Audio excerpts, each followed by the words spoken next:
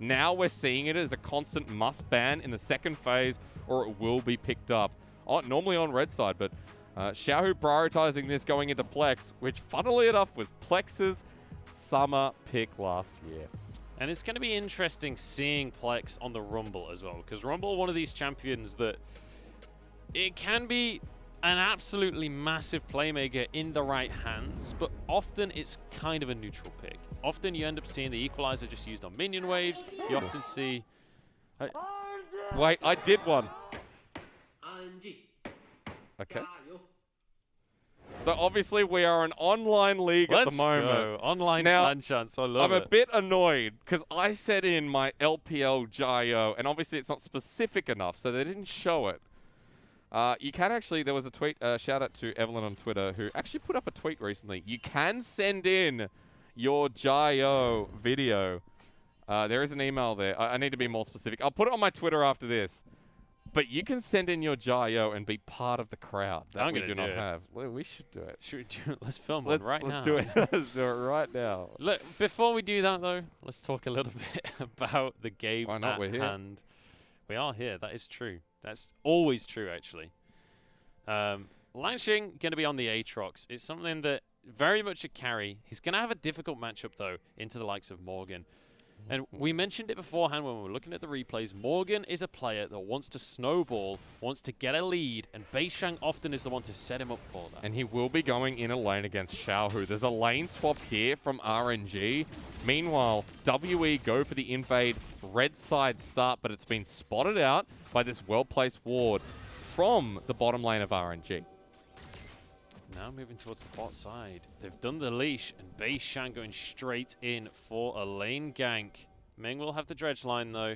Doesn't even need to use it. Super easy to avoid. Beishang trying to double back down, but the ward spotting them out means that there's no danger here for the RNG bottom lane. And Xiaolongbao starts the vertical jungling himself. Now that Xiaohu's in the top side of the map, you're going to see a Lee Sin that's going to be focusing in on this Kevin, really pushing down what has been the win condition for WE in the past. League of Conquest once again is Conqueror really? Across the board there. 4 of them for RNG. But it's interesting to see Xiaolongbao heading up towards the top side, and it's Beishang over on the bottom side of the map. This is not usually his strategy. He likes to get a lead for Morgan, likes to force him into a cheetah recall. Wow. Take a huge amount of damage. Yeah, trade back a little bit. Really punishing here. Xiaohu with Conqueror versus the Kennen. I mean, so much easier to proc here from the side of the Silas. Beishang is going to be trying to gank bottom lane again. He's got level 3 this time, and RNG are slightly pushed up in lane. Here we go. This is the opportunity. Flash forward onto Ming. Gets the flash dredge line, though, and that'll keep him safe. Magnificent play from Ming. Super awkward interaction there, but you're right. That's a flash burnt from both Missing and Beishang. So it ends up being worth in the end for Betty because he'll be able to sustain this back up. And RNG absorbing this bottom lane pressure will get them a net win if XLB is able to conquest the top side. Yeah, the key difference here is Jiaomeng gonna still have both of his summoners, whereas Betty did have to use the heal to keep Ming alive. So it could be a slight advantage, but I don't expect that to come into play when it comes to the 2v2. Xiaolongbao trying to get in onto Beishang, but does lose his big old raptor. Talk about the 2v2. Langxing was ready to rotate there. Good trade here onto Plex, but Beishang nearby. Nothing more will come of it. And now for Xiaolongbao, it's just, okay, back to the top side. We've got a Scuttle Crab to take. We've got a Cannon that we could potentially dive soon with a couple more levels onto Xiaohu. Flash is available for the Lee Sin as well. Certainly is, and he's headed up towards this top side. Morgan has that flash. Should they try and make a play under tower onto him, it would be very difficult to get onto the Cannon. And Cannon, one of these champions, can be a little tough to dive if he can get the stun right, but that's going to be an engage coming out from Ming onto the likes of Missing. Brom's so difficult to get the damage to stick onto, though. But the trading here is going to be significant. Remember that Missing doesn't have his summoner spells available, so the targeting from RNG, really nice there onto the engage, but merely a trade because the top lane, the engage might happen there. Xiaolongbao really wants to impact this top lane. He's been on the top side of the map the entire time, but Beishang is coming as well, and he is going to be level 4. There's a stun, though, going on to Xiaohu. Beishang's here. Doesn't go for the flash because it's on cooldown from the bottom lane play. That means the Xiaohu walks away. You would have all seen what Morgan just did there. He circles around the abscond abduct, so Xiaohu can't land him onto him. And now he has to back away. Teleport's going to be forced here. Morgan gets the shove in. but jungle gank from top to spot the shadow. And this is what we've been seeing, right? Morgan gets to crash a massive wave into the tower. Beishang comes up to make sure that it can be crashed. And if I'm not mistaken, Morgan should be able to go for a cheetah recall. Now, I want to see if they go back to their normal lanes. Right now, for the Rumble, it's not working out perfectly, but it's straight back to mid for Rumble, and Xiaohu goes back top. So this has been the core of the gameplay from WE so far. You can see Morgan going straight back up to the top lane, has his teleport available. So they found themselves the teleport advantage. Now, in the next few minutes, while Xiaohu doesn't have his teleport, expect Morgan, once he's level 6, to look for a teleport play around this dragon. Because that's coming pretty damn soon as well on that point. Morgan will be getting back to lane now. Bottom lane shoved out a decent amount, but remember, all about positioning. The Jarvan is bot side too. So while we've been setting up this level 6, this roam, everything needs to come together for WE. And it's going to be about how Xiaolongbao responds. Xiaohu gets level 6 himself. But will not steal the ult just yet. No, not going to have the opportunity to, just for now. And Morgan will be just trying to DPS down these minions as fast as possible. Xiaolongbao, obviously a level down in this jungle because he spent so long in the top side of the map just trying to get any kind of pressure onto Morgan. Also tried to get the Raptors before and wasted a lot of time spotting out Beishang. And it's, you know, kind of refreshing to have a game that doesn't escalate by 5 minutes. I say that, but a lot of the time as a play-by-play, when you get a nice 5-minute fight, team fight with all 5 members, feels pretty good. But Definitely does. I like the breathing. Doesn't mean I have to be smarter, which is not, you know, not the big brain play, ironically. Well, across the board so far, things relatively slow. But as we said, both of these team compositions, they want to be going for the skirmishes once those ultimates are available. You see Xiaohu going to be stealing the ultimate from Morgan.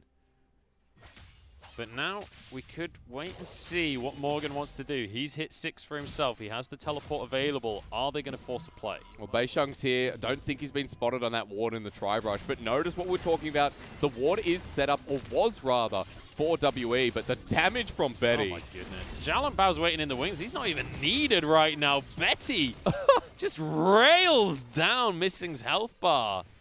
And that's just the power of this FLICKR pick. Once he has that BF sword, you have to respect that damage. It's also the Severum Q when you have Crescendum as your secondary, and the amount of shurikens you get can be pretty damn nutty. Beishang only now is coming down, but they didn't spot out the Lee Sin before as far as I'm concerned, but they're engaging. Oh, Ming gets the dredge line though. That might just keep him safe.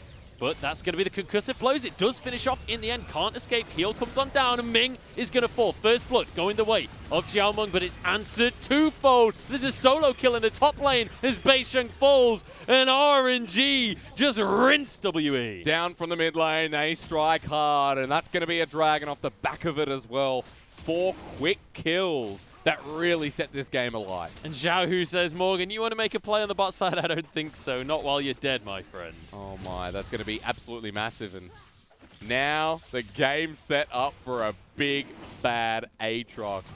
And an infernal start with a bit of bonus stats coming right up. Yeah, that's very, very nice pickup from Xiaolongbao. Let's take a look at the solo kill.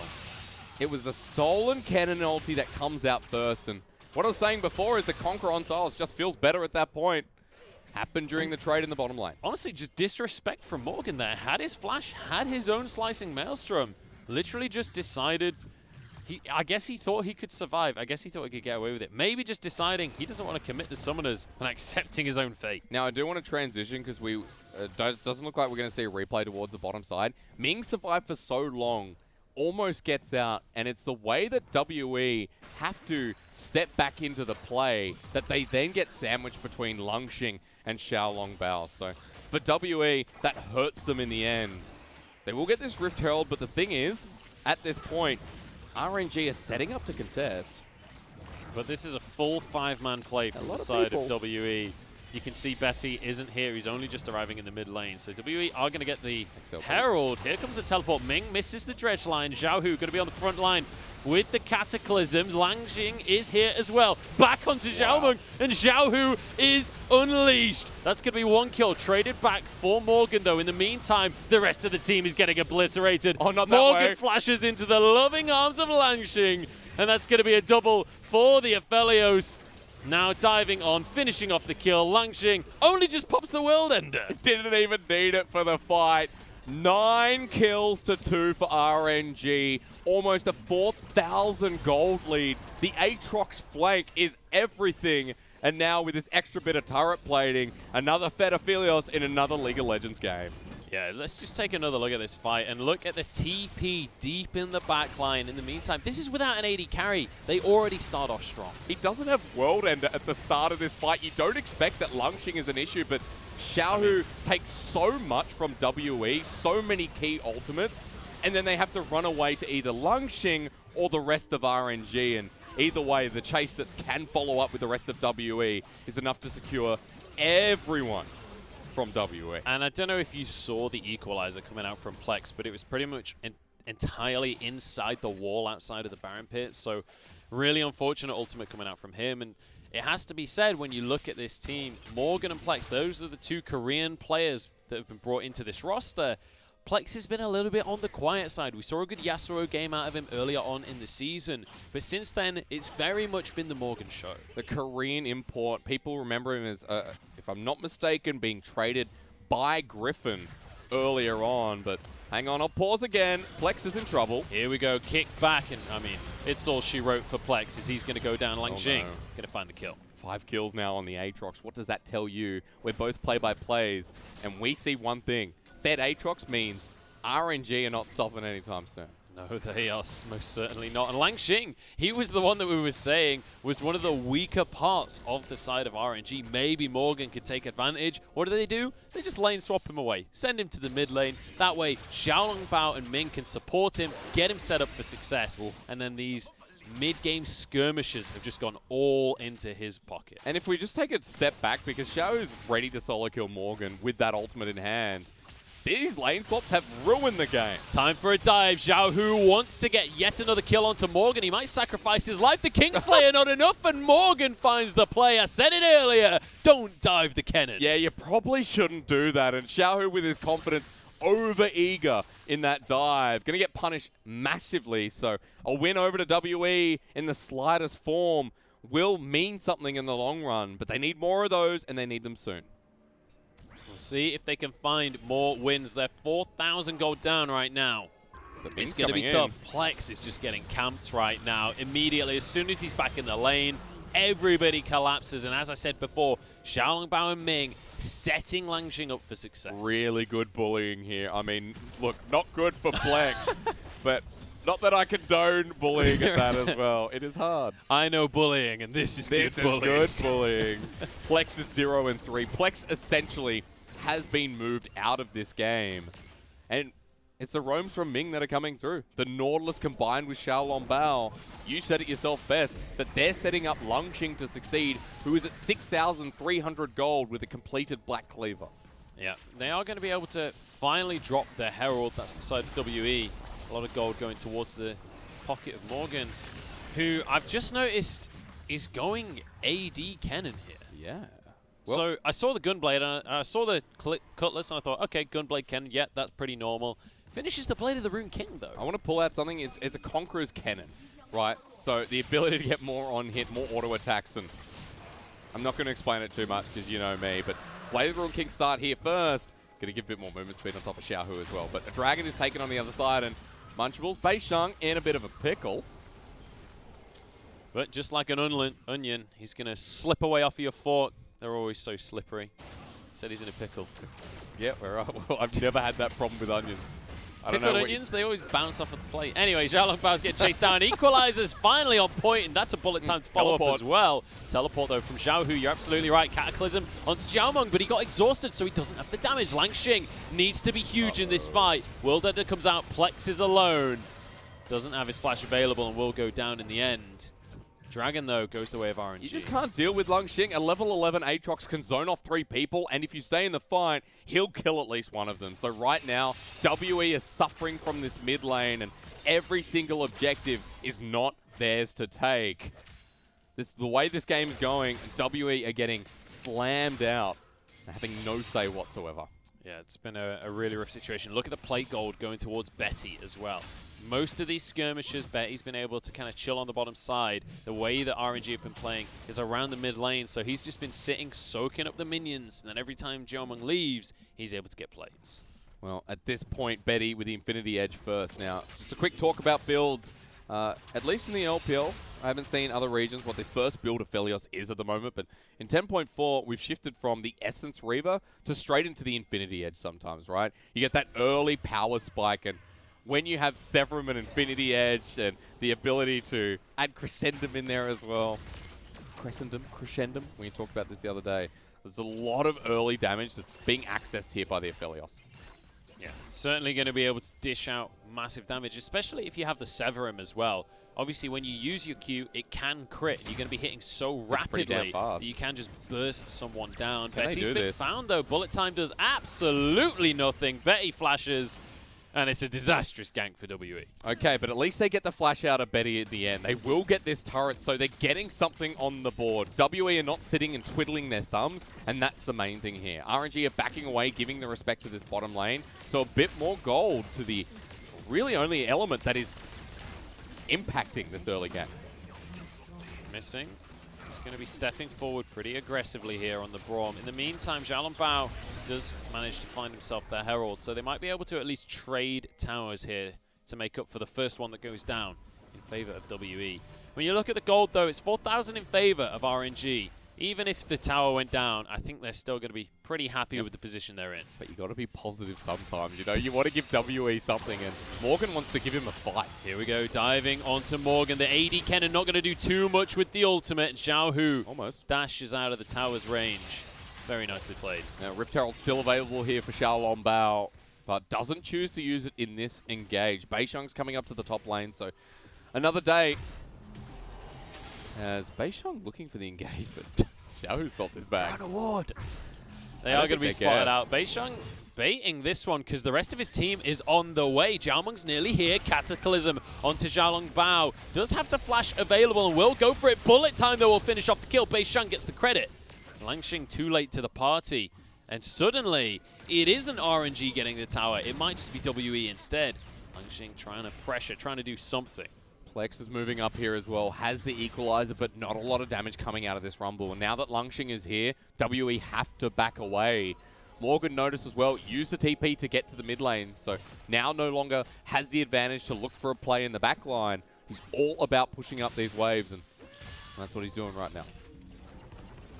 So Morgan just going to be clearing out in the mid lane as Betty.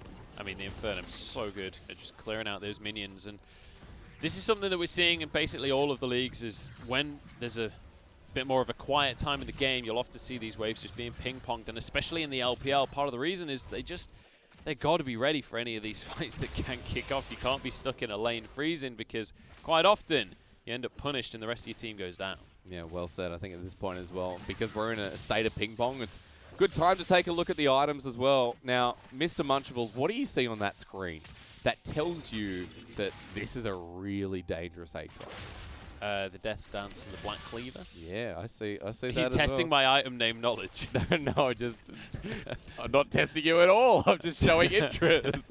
At Death's Dance, at 18 minutes, 2-item mid laner, and they want to fight him. Here we go, WE aggressed upon Plex, the target to start with, but he's going to be fine. Missing, barely gets away. Has to use Jiameng's heal there. Langxing using the World Ender, but no World's Ender today. Okay, but they do the damage. Morgan not going to get abscond abducted, but Dragon's here. WE want to fight over it. But do they have the health for it? I would say so. Well, Missing doesn't. He's at half health. Xiao Hu does have his hijack available on Morgan. That cooldown is about to time out, so Xiao Hu could use the Kennen ultimate potentially in this fight if it goes down quick enough, but I think WE might just... Oh no, the Dragon resets. That's really bad news.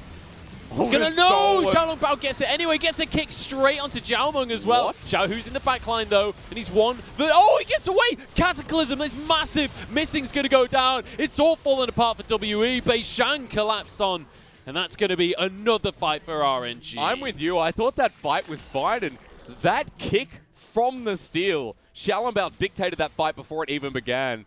The steal was beautiful, and I know we get the replay, ladies and gentlemen, but RNG are making this look way too easy. WE forced off yet another objective, another turret, and Betty's just going to be free firing this and getting more gold, while Lungxing does the same. Unbelievable performance coming out from RNG here. And, you know, we talked about maybe WE can give them a run for the money. They've got the composition to fight after level 6. But so far, they've not really been able to match up when it comes to team fight presence. Xiaolongbao with a nice dodge away from the Brom ulti, but the kick doesn't even enable bullet time to get its damage across. Maybe the fight's a different story. And then there's so many other elements you have to worry about with the mid lane Sylas, or sorry, top lane Sylas. Really hard to kill, and then Lungxing was already so damn bad that you didn't want to interact with him anyway. So. Yeah, and Xiaohu's 1v4, right, and it looks like he might end up going down, but he steals the Cataclysm, then uses it to jump onto Xiaomeng to get out of the fight. Does end up going down later on anyway, but just the sheer presence of mind, and it nets him the kill onto the carry. And it just makes RNG's fighting, again, look really good. What was the story coming into this? That RNG are one of the best team fighters in the LPL once again. Even without Uzi, even without Castro in this roster anymore, you still have people like Xiaohu, you still have Ming, and the new members are facilitating really, really well. So RNG, some clean stuff so far, and they're making this game 1 look like a bit of a clinic against WE. And I have to say, I'm yet to see the value in this AD Kennen coming out from Morgan. When you talk about Morgan, thinking back to last year, he was the laner, he was the top laner with the most MVPs in the LDL in 2019. Yep. We're not really seeing that same level of performance, and quite often that may be down to the draft. The fact that the set was banned away, the Renekton was banned away, feels like he's struggling a little bit more on the Kennen. We're expecting to see that early teleport from the Kennen. As we talked about with Morgan, it's about his ability to impact Xiaomeng and Missing down the bottom lane and get them rolling as well. In multiple clips, we've seen the Renekton, we've seen the set dictate the pace of the early game. That wasn't done this time around, and the AD Kennen has been missing a beat. I mean, it just wasn't possible, right? Because Xiaohu literally solo killed him during the fight that he wants to get that kind of teleport off. So just phenomenal play from Xiaohu. And, you know, it's exciting to see Xiaohu up in the top lane. We were saying how he was going to be kind of freed in this mid lane. Instead, they've sent him top. They say, you go deal with Morgan. He's their strongest player. You're ours. Let's see the 1v1. Also, another reason that I feel like this game was influenced by so early on was Xiaohu taking the lane swap into the Kennen. Lungxing got a better time, and now you can see that, yeah, looking for the solo kill onto Morgan. Morgan, though, dodges away from the slicing Maelstrom, and It's I not think over. he can walk away from Okay, this maybe one it with the is. electrical surge. And that means that Morgan actually pulling out a pretty important ultimate. Obviously, Hijack, not the longest cooldown in the world. Very nicely played. Used to be a lot shorter, as we remember back in the days of Sylas. It's been a while since we've seen him, at least across other parts of the world. And I was having a discussion, I think we all were the other day. We're all sitting in our little quarantine room, our little cave that we've been absorbing moisture and noodles. And Do love moisture. we did talk about, why Sylas was coming back in the LPL. And I can't remember the conclusion of that story, so I shouldn't have brought it up. The reason that Sylas is coming back into the LPL is, well, this is second-hand knowledge. All of this goes this is credit dangerous. This is so to dangerous. Jordan Corby. But Yep. the reason that Sylas is a Dagger. strong pick is that he's a mid-game skirmisher. He loves these fights, and he can steal some of the power from your opponent's composition as well, especially against the likes of a Kennen. But most importantly, in these kind of fights around Dragon and around the Rift Herald, he can have such a huge impact because of the disruption and the fact that he's so difficult to kill in the mid-game. Yeah. On top of that, if you can then get the Dragons, get the Rift Heralds, you can snowball the game with the state it's currently in. Also, the abilities that you're taking right now are just so exceptional, aren't they? The amount of ultimates that influence fights around these objectives. Like when we have a Rumble meta, when we have a Misfortune meta, and even like things like Rakan, Brom, like disrupting ults, the Sylas becomes so efficient yet again. And I think one of the better Sylases we have seen is Xiaohu. Plex played a lot of it last year, and when it was really strong, Plex tunneled in on this pick. Now, we are going into this because this is a much slower game this time around, and RNG have full control. You can see this is a mountain song. Right? And you know you're watching the LPL when the much slower game Is has got 22 22 kills in it at 24 minutes. Morgan dashes away with the electrical surge. Well said, that's true. But there we go. WE managing to get some vision around the Baron pit there. And I mean, this is just a clinic at this point from RNG. They're clearly superior in the team fight situations. Their gold lead is massive at this point in the game, and they are just showing that they have complete control. They've got that Mountain Soul as well off the back of that last 30-second play.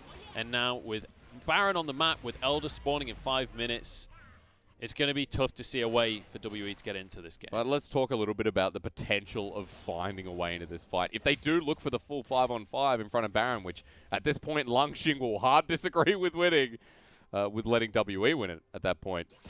You need the equalizer, you need the bullet time to get its maximum potential, which is 3-4 members at the very least. You need those combo ultis on top of each other, and that also means the hot pot, the equalizer with the Cataclysm, and stir it around, get that chili going. Oh yeah, and especially with a bullet time on top of all of that, and a slicing maelstrom. Like the dream wombo combo is there, right? Yeah. If you can picture it in your mind, but the problem is this is the LPL. Fights aren't that tidy. Xiaohu getting aggressed upon by Morgan, and he's actually going to go for the flash play. Double slicing maelstrom. He's under the turret. Morgan's so low, and he can't quite turn the damage back around. There's the abduct, but Xiaohu can't finish the kill off. Yeah, Kingslayer does a lot of healing at this point, maxed alongside the abscond abduct, so now Morgan goes back. He does have the teleport, and so does Xiaohu, so they'll reset, but Beisheng.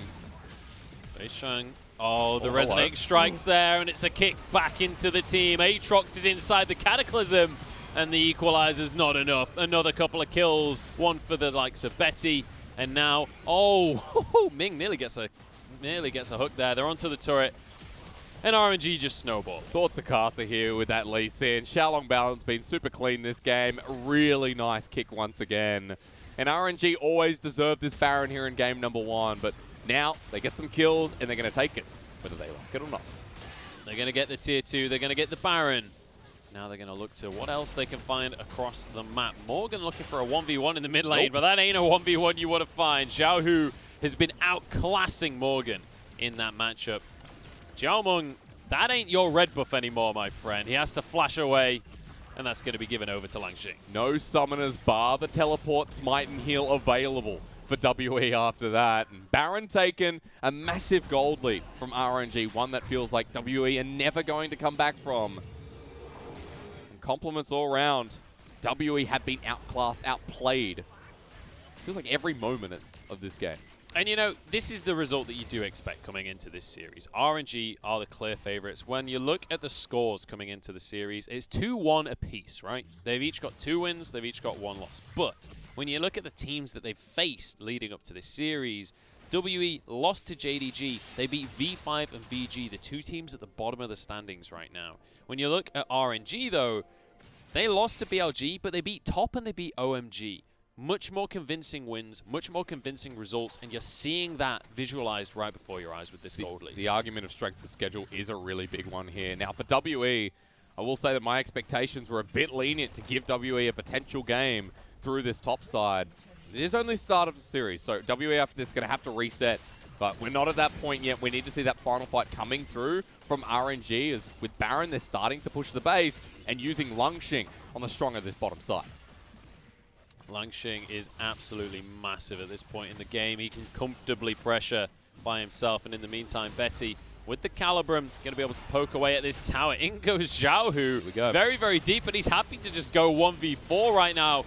He does have the Zhonya's, so he'll be able to survive. His Beisheng has to use his Stone Plate just to keep himself up. Bullet time just doesn't do enough damage. Xiaolong Bao gets away barely, and now straight onto the rest of the team. Missing, will fall. It's a massive ult coming out from Betty as he charges forward on the Aphelios. Xiaomeng finished off, and that'll be Plex falling too. A quadra kill in the pocket of Langxing, and the game for RNG. This game is all about Aatrox, and Langxing lets us know it was a close call for WE. They almost found the wombo they needed, but RNG way too far ahead. What a performance coming out from RNG. An absolute clinic in game number 1. 24-7 is the final scoreline, and 24-7